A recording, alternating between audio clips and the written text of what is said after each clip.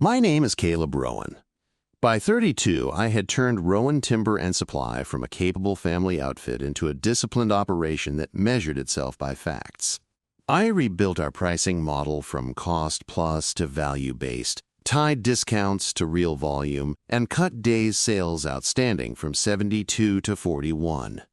I migrated purchasing and inventory to a cloud ERP, introduced barcode receiving, and lifted on-time delivery to 98.7%. We passed ISO 9001 on the first attempt. Safety incidents dropped by half. Margin climbed without a single layoff. My card read Chief Operating Officer, yet my work was simpler than any title. Make every promise traceable. Keep it. Speak quietly. Let the numbers do the talking. When my father died in late March, the air in our boardroom changed temperature. Smiles shortened by a few millimeters. My cousin Damon floated the phrase interim oversight with the banker as if it were a courtesy. Aunt Lydia began finishing my sentences and then revising them. Outside counsel arrived with a sealed letter describing a temporary voting trust to ensure continuity, passwords reset without tickets. The share ledger that lived in my father's desk was, under audit, in a different office. At the funeral, the branch manager offered condolences and mentioned new signatories I had not authorized. The following Monday, my key card flashed red. Security said it was an IT glitch. I told them I would wait. I did not raise my voice. That evening, I carried home the backup of our contracts register, the freight matrix, and the bank reconciliations through March. Numbers do not lie. People sometimes do. I opened a fresh notebook and wrote one line: preserve evidence. They called it an emergency governance meeting, the kind people justify with the word continuity when what they mean is control. We met at 9. The conference room windows looked down on the yard where my father used to walk the stacks. Outside counsel from Hollis & Berg placed a sealed packet on the table and spoke as if reading a weather report. A voting trust had been executed the week before my father died, he said, naming Aunt Lydia as trustee with Damon as co-trustee. The trust aggregated my late father's voting shares with Lydia's into a single block. Temporary, the lawyer added. Only until probate and transition. He slid across a unanimous written consent dated that morning. It removed me as Chief Operating Officer and appointed Damon Interim Chief Executive Officer. The motion carried with the trust's votes. I read every line. I asked to see the trust instrument. Counsel said a copy would be provided after the meeting. Damon smiled at the window, not at me. They offered a severance agreement printed on heavy paper, 6 months base pay, accelerated vesting of unremarkable options, extended COBRA, and a mutual non-disparagement clause. The release was broad. It waived known and unknown claims. It barred any future equity contest. It required me to return all company property immediately. Counsel emphasized that this was without cause and that the company wished me well. Then he added a second folder. An internal memo alleged process irregularities in procurement and unauthorized ERP permissioning. These were not formal charges, just concerns, he said. Should I refuse a graceful exit? I asked for particulars. Which purchase orders? Which user IDs? Which audit logs? He said an investigation was ongoing and asked me to sign first so that everyone could move forward. My keycard had already died on the elevator. My email was inaccessible. HR waited in the hall with a cardboard box. I do not shout when cornered. I asked for the board minutes, the legal basis for the trust voting today, and the data underlying the allegations. I noted the time, the names in the room, and the document titles in my notebook. I said I would not sign anything from memory or under a clock. The silence that followed had a texture. Damon finally spoke. Caleb, this is best for the family and the company. You can stay on as an advisor if you want a softer landing. He used my father's cadence. I folded the severance packet, put it in my bag, and told him I would respond through counsel. Security walked me to my office, while HR watched me power down the laptop. I left the framed photo of my father where it was. I took my notebook and nothing else. On the shop floor, men lifted their hands without words. I told Gus Ramirez, our yard foreman, that I would be out for a while and that safety rules did not depend on titles. He nodded once and squeezed my shoulder, Outside, the air smelled like cedar. I sat in my truck and let the first wave hit. Grief, then heat, then a hard, cold ring around everything. I called an attorney I trusted, Elena Park, who had reviewed our supplier contracts years ago because she read every clause. I spoke in facts. Emergency meeting. Voting trust. Removal by written consent. Threat of a process investigation. Severance with a broad release. She did not commiserate. She asked for files. I had archived the ERP audit exports, the contracts register, and the bank recs through March to a personal drive with read-only flags. I sent them from my phone hotspot, then drove to her office and handed her my notebook. That afternoon, I visited the branch manager who had mentioned new signatories at the funeral. He had the look of a man who wanted to be anywhere else. He confirmed that the board had filed an updated banking resolution. Damon and Lydia now held authority on the operating account and the revolving credit facility. I asked whether the bank had received an opinion letter on the voting trust. He said yes. He could not give a copy without counsel. I thanked him and wrote the date and time of our conversation in my notebook. I stopped by the probate court to obtain the docket number from my father's estate. The petition listed Aunt Lydia as personal representative. There was no mention of me. By evening, a company-wide email went out under Damon's name. It thanked me for my years of service and highlighted my father's vision. It said leadership changes were normal in periods of transition. It used the word stability 3 times. A second memo, internal to managers, referenced tightening of procurement approvals in response to recent irregularities. I knew how that would land. Doubt is cheap and contagious. Suppliers called my cell asking whether to hold shipments. I told them to honor current POs and to put any new payment term changes in writing. I did not speculate. I sent Elena a draft demand under our state's Books and Records statute asserting my shareholder right to inspect minutes, bylaws, consents, and the trust instrument. The letter included a litigation hold request for emails, audit logs, and board communications. She put it on her letterhead and served it the next morning. At night, I opened my father's old toolbox in the garage. On top lay his bent steel tape and the stub of a carpenter's pencil shaved with a knife. He measured with patience. He told me that straight cuts come from steady hands, not fast saws. I repeated that sentence out loud until the room stopped moving. I had lost my seat. I had not lost my skills. They wanted me gone by Friday, folded into a paragraph of history. I wrote a second line in my notebook, beneath preserve evidence. Do not bleed in public. The picture came into focus in layers, like a milled board revealing grain when the saw fence is true. Elena obtained the probate filings in the notary journal for the voting trust. The instrument bore a hospital room number and a timestamp 2 days before my father died. The witness signature belonged to a Hollis & Berg paralegal. The attending nurse's chart recorded morphine administered 30 minutes earlier. Capacity is not a feeling, it is a clinical note. The journal showed no photo ID because the signer was personally known. The trust aggregated voting power, not economic rights, and granted Lydia sole discretion to vote for the benefit of the estate.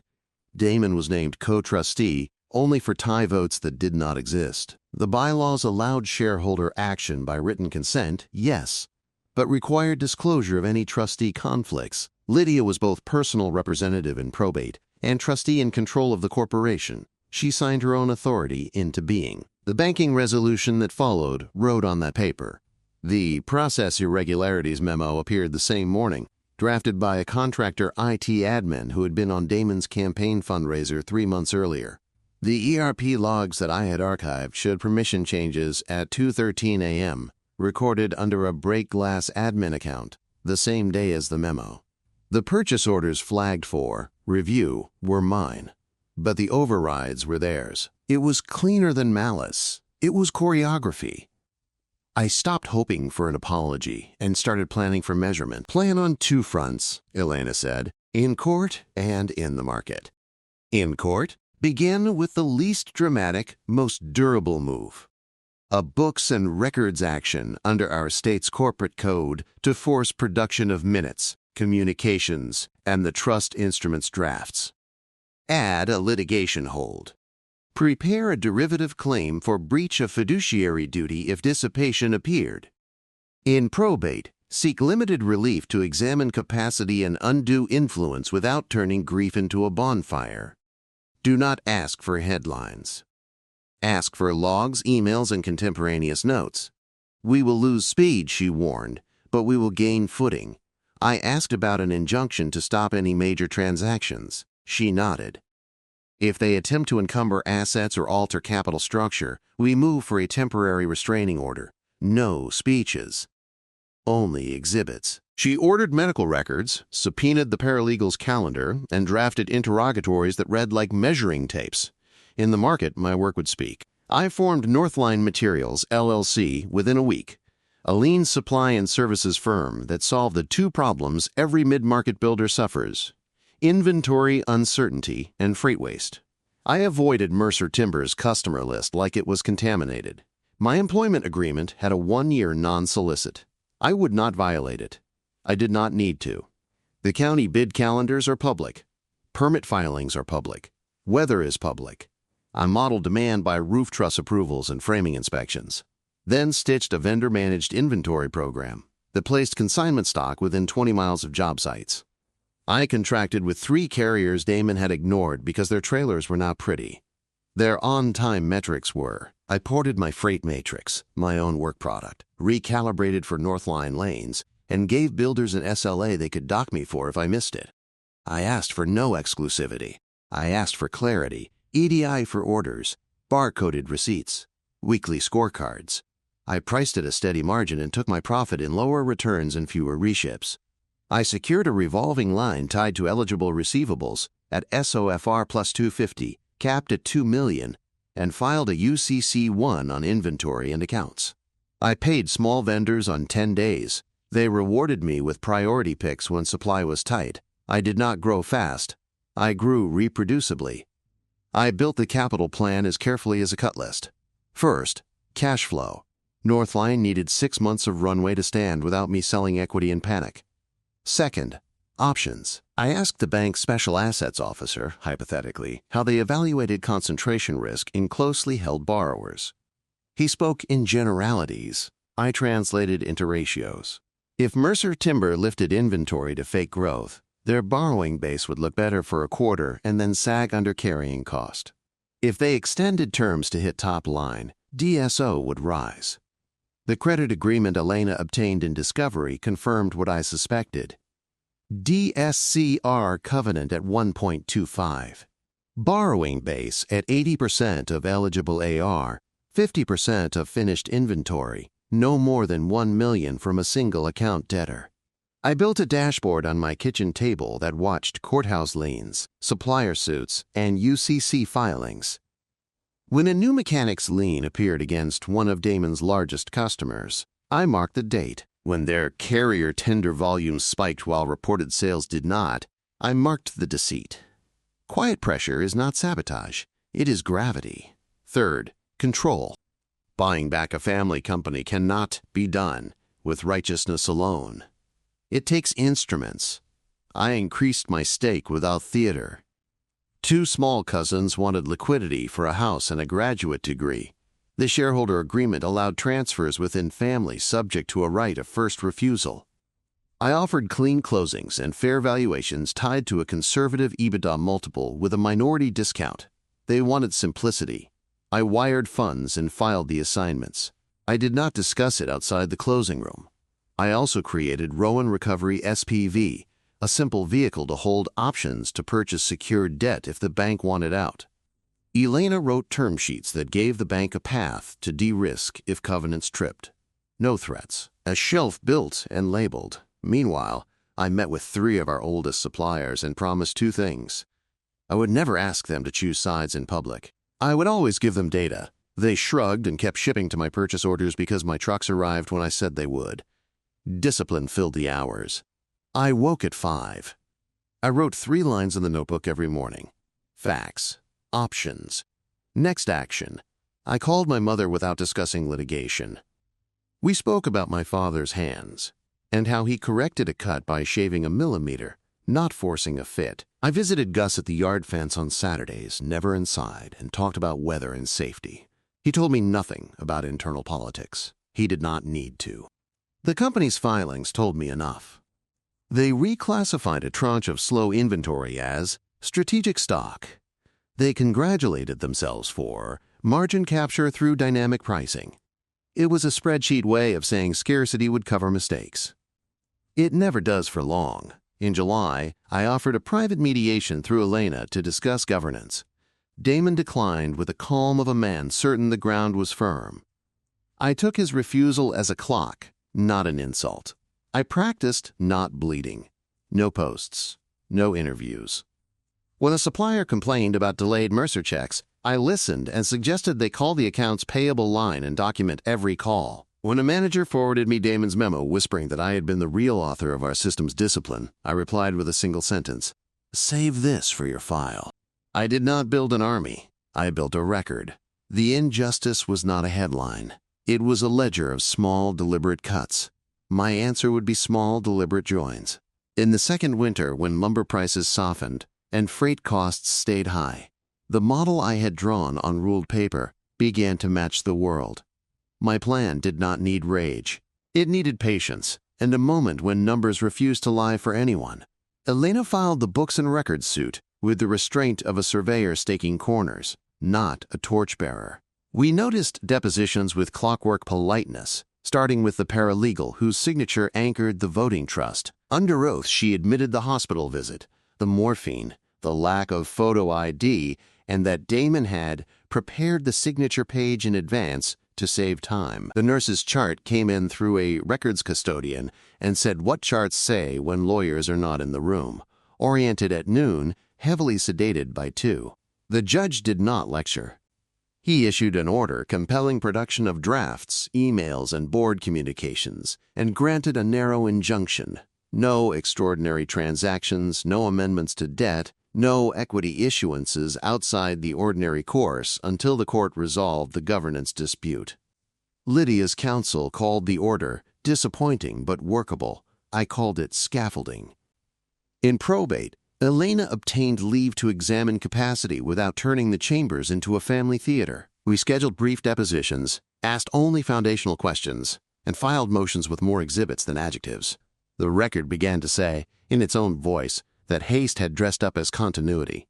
I took the same posture in the market. Northline ran on rhythm. EDI orders by 5, pick lists by 7, bar-coded receipts by 10, ASN emails to superintendents before lunch. We published a weekly scorecard with fill rates, on-time arrival, and variance from promised lead time.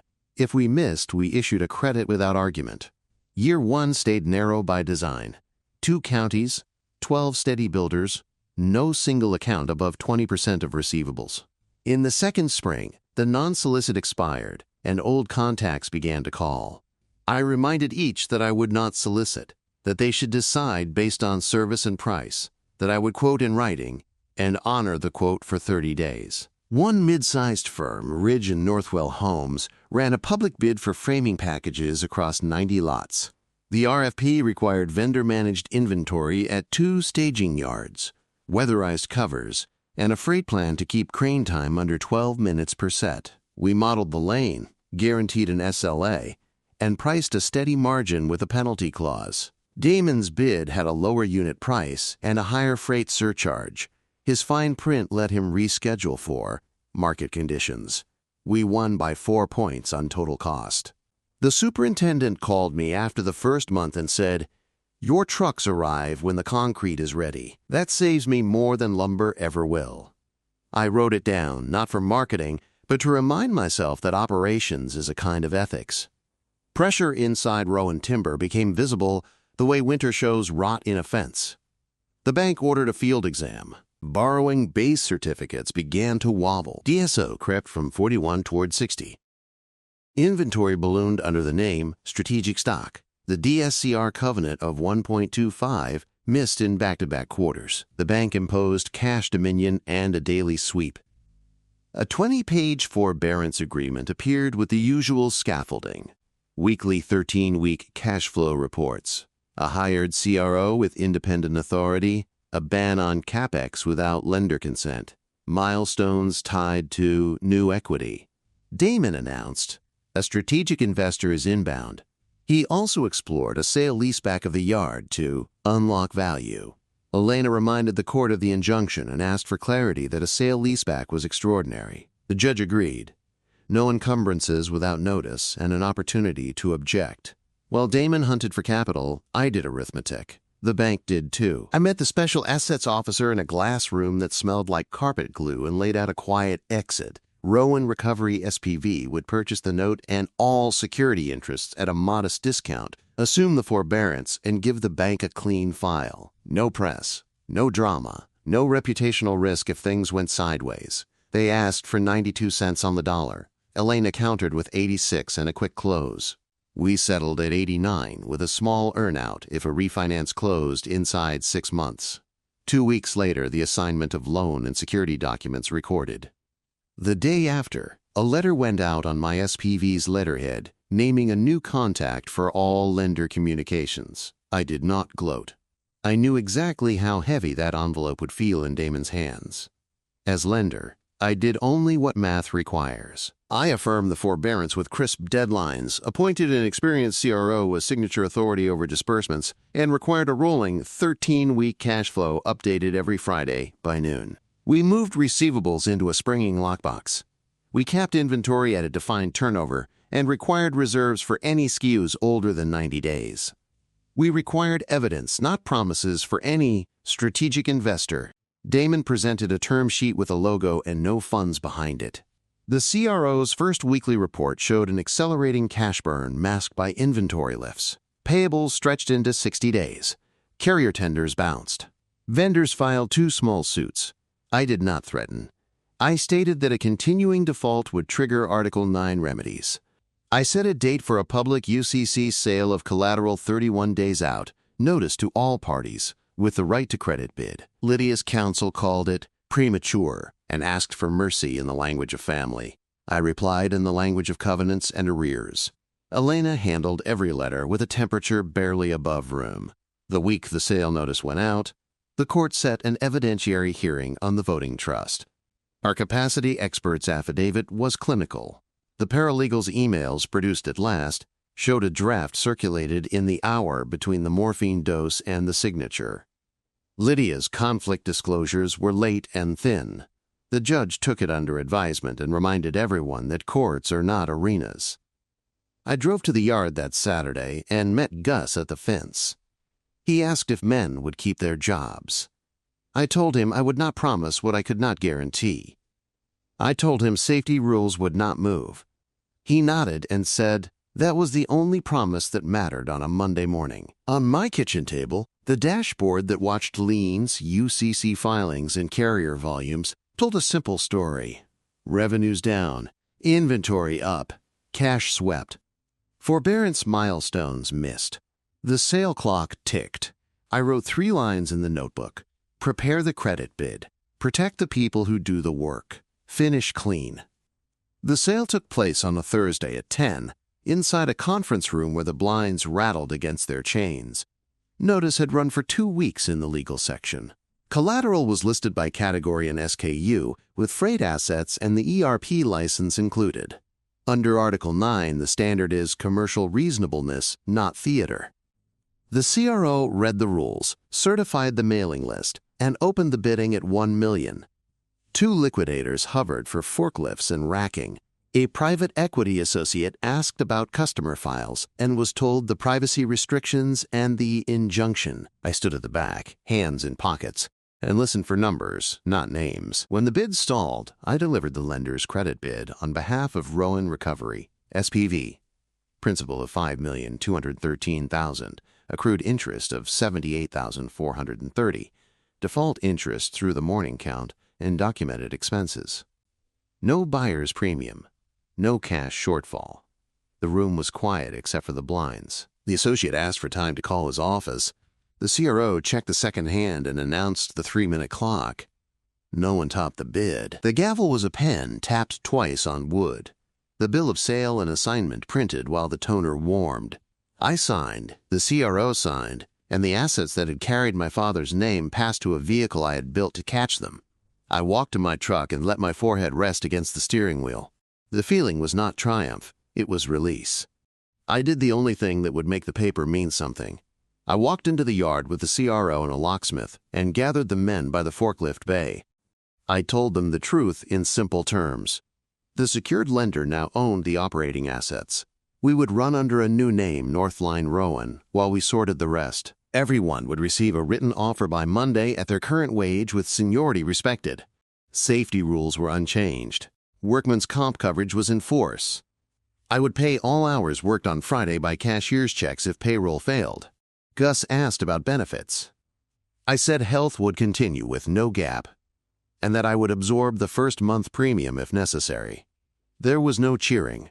There were men nodding, and one of them wiped his hands on his jeans and went to start the loader.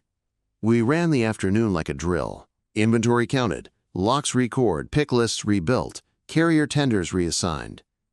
At 2, we shipped a package to Ridge and Northwell with 2 extra truss straps and a note that crane time would not slip. That night, I stood in the empty office and picked up my father's photo. I did not take it home. I put it on the new desk because rooms remember what you let them hold. In court, the trust met its hour. The judge issued a written opinion that read like a level across a bowed plank.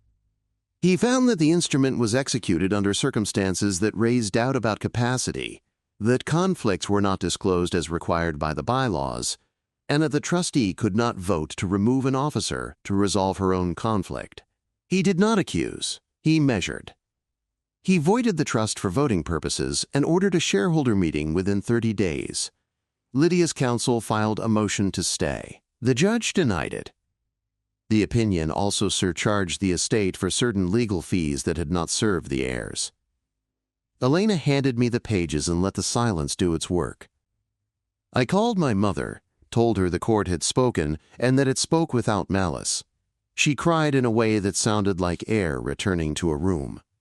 Damon tried a last move. He called the bank he thought still held the note, offering a white knight who would refinance everything.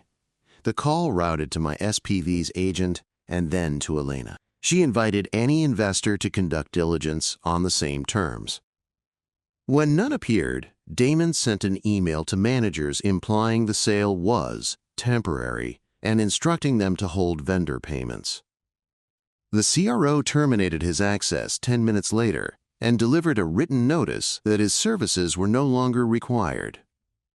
He arrived at the yard unannounced, found the gate badges changed, and stood for a long time staring at the forklift bay. Gus watched him and then went back to marking pallets. Human consequence does not need volume. It needs clarity. At the shareholder meeting, I did not gloat. I presented the court's opinion, the chain of assignments, and a plan. Merge the purchased assets into a new entity. Offer employment to all staff. Retire the old name with dignity and retire the litigation with stipulations. Pay small trade creditors in full within 30 days. Rebuild the board with 2 independents. Adopt a related party policy that would have made my father proud. When it came time to vote, my own shares in the cousins, assignments carried easily now that the trust had dissolved. Lydia surrendered the gavel with a small nod and averted eyes. I thanked her for the years she had kept the books in the 80s when money was tight. I meant it. The motion to elect directors passed. The motion to dismiss the derivative claims without prejudice passed. The motion to authorize the sale of the Shell Corporation's remnants passed with a single abstention. I closed the book and felt the floor stop tilting. We moved quickly where speed was mercy. Offers went out on Monday. Everyone who accepted kept their start date of Tuesday. We honored vacation balances. We paid the 2 smallest vendors that had sued first and filed satisfactions of judgment. We met the special assets officer for 15 minutes and closed his file with a clean wire. We met the union steward for drivers and signed a memorandum confirming that roots and seniority would hold. By Friday, fill rates were back above 97%, and a superintendent sent a photo of a crane hook hovering over trusses that had arrived 8 minutes early. I printed it and taped it near the door, because results are the only argument that does not spoil. Elena drafted settlement papers with a tone that preferred finish to flourish. Lydia accepted a probate stipulation that returned trustee fees and barred her from future positions of control. Damon signed a mutual release with a non-competition clause and a confidentiality provision that protected customer data and the dignity of the men who loaded trucks for him for a decade. I did not ask for an apology. I brought coffee to the yard at dawn and told Gus to run the Monday safety talk the way he always had, by asking every man to tell him where their hands would not go today. I kept my father's tape measure in my pocket and, when no one was watching, I stretched it across the loading bay and wrote the number in my notebook. Straight lines, steady hands. We had bought back control. Now we had to deserve it. By autumn, the noise faded. Trucks moved before dawn, manifests matched pallets. The forklift bay hummed like a steady motor. We refinanced the note out of the SPV and into the operating company at a clean spread, retired the forbearance covenants, and posted the first unqualified audit since my father died. Days sales outstanding settled at 39, on-time delivery held at 98.9. Recordable incidents fell below industry average for 3 consecutive quarters. We set a modest profit share tied to cash conversion, not ego. 2 independents on the board asked sharp questions and praised quiet fixes.